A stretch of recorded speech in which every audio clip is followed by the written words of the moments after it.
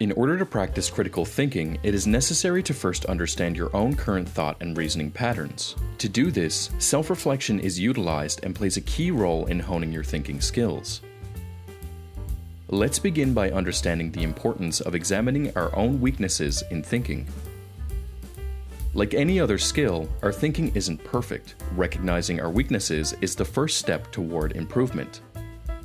For example, maybe you often overgeneralize by saying everyone thinks that way, or perhaps you're prone to confirmation bias, only seeking out views that agree with your own. Now, understanding is just the beginning. The next step, implementing strategies to address these weaknesses. For example, if you often generalize, challenge yourself to find counterexamples. If you lean towards confirmation bias, seek out diverse sources of information. But how do you know your strategies are working? Reflect on your own thinking practices regularly. This means taking time to evaluate the quality of your thoughts, the sources of your information, and the logic behind your conclusions. In essence, critical thinking isn't just about processing external information. It's also about understanding and refining our internal cognitive processes. By engaging in self-reflection and critical analysis, you are setting yourself on a path to become a more informed, effective, and rational thinker. Applying critical thinking to a real-world situation is an important part of research and writing.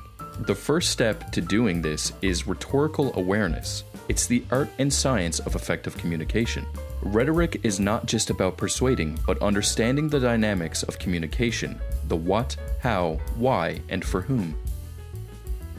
Remember, every piece of writing has a purpose, an audience, a context, and a strategy. Tailor your message with these in mind. Let's start with the what.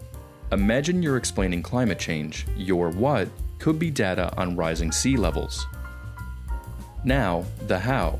This is about delivery. The same data can be shared via a passionate speech, a detailed report, or a creative infographic.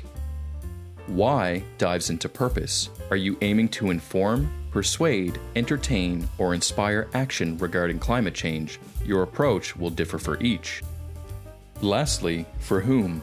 Tailoring your message for a board of scientists differs from addressing high school students or policymakers.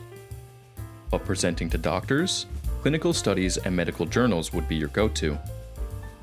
Rhetorical awareness is fluid. As you write or speak, regularly ask, is my content, method, purpose, and audience alignment achieving the desired impact? Research is also a key component of critical thinking in writing. In an academic setting, research is often rigorous. Think peer-reviewed journals, academic conferences, and in-depth analyses. The key here? Validity and reliability. You're aiming to contribute knowledge that stands up to scrutiny from experts in the field. Now, in a professional context, research might focus on market analyses, industry trends, or customer feedback. It's about actionable insights. What's the market gap? What are competitors doing? How can a business adapt and thrive? Personal research, on the other hand, is often exploratory. Whether you're diving into family history or learning a new hobby, the path is more flexible. But even in personal contexts, credibility matters. While a blog might spark interest, always cross-check with reliable sources. Carefully scrutinize where you're getting your information from. In all contexts, technology has reshaped research. We have more options than ever for sourcing information. Online databases, digital archives, and virtual forums are invaluable tools today, but it's important to utilize these tools with purpose and curiosity. Ask questions, challenge assumptions, and be ready to adapt your understanding. When utilizing sources, how do you navigate through them to ensure accuracy and relevance?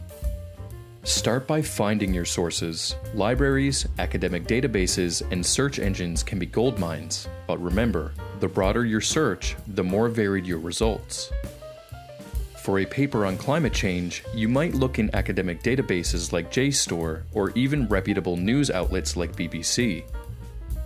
Once you've found potential sources, it's time to vet or evaluate them. Not all information is created equal. Say you find a statistic on a blog. Who wrote it? Consider the author. What's their expertise? Are they respected in their field? For publications, is the publisher reputable?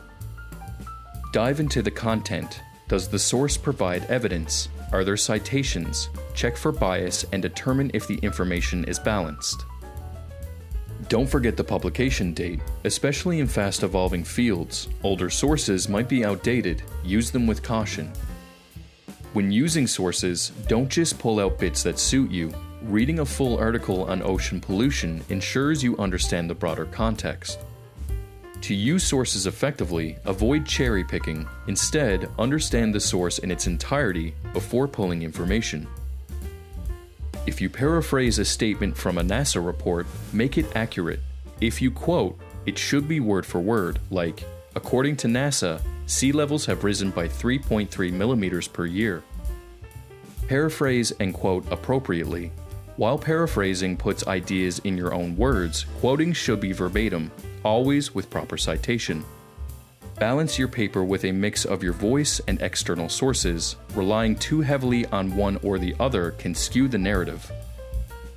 Avoid overloading with too many sources. It's like adding too much salt to a dish, it overshadows the main flavor.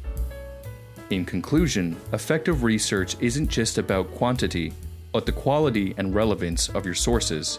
Always find, vet, and use with awareness.